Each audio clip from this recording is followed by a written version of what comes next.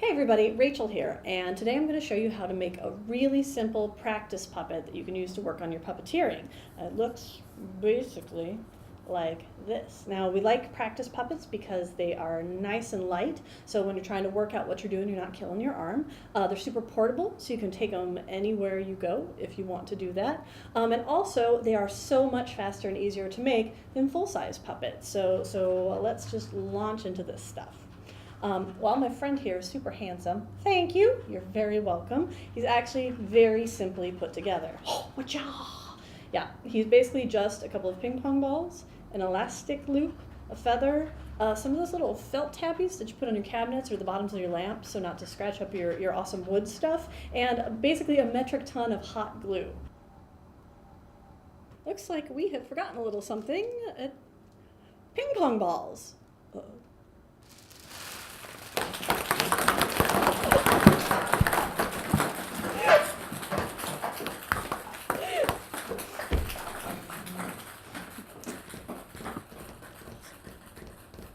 Thanks. All right, so yeah, you start by gluing your ping pong balls together, and I've said I just ignore the fact that they're labels. I make them kiss each other. I stick them together because that's going to get hidden later on by the elastic and the feather and your hand, because that part's not going to be facing your audience at all. Cool. So you hold this for a minute because hot glue takes a second to glue up.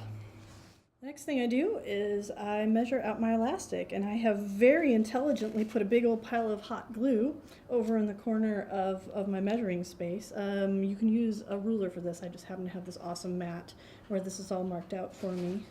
So like I said, you want 6 1/4, or as near as you can get to it, because 6 is just a little too little and 6 1/2 is a little too much. And this, of course, is if you're making these for grown-ups, which is usually what I'm doing, because I generally am teaching grown-ups. Because I don't have kids, so it gets a little weird for me if I have to interact with children's. Great, so then you have that. So then you cut that, you measure that loop, you cut it, you hot glue it together, wait for that to dry. While we're waiting for it to dry, I'm gonna give you a little safety announcement. Hot glue is hot. Okay, moving right along. You want to glue your elastic loop to the underside of your ping pong balls, thus covering up your little logos. Then the next thing I do is I put on the feather.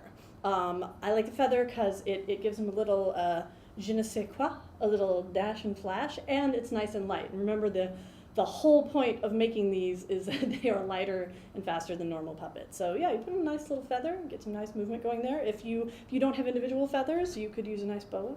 It's always a nice fashion accessory, and it works for puppets too. And then the last thing I do is I put on the pupils, because otherwise people tend to find them a little creepy without the pupils. So yeah, I just again, I use these felt pads that are pre-cut into circles because I am lazy. But yeah, just pop those on into any sort of configuration that looks nice to you.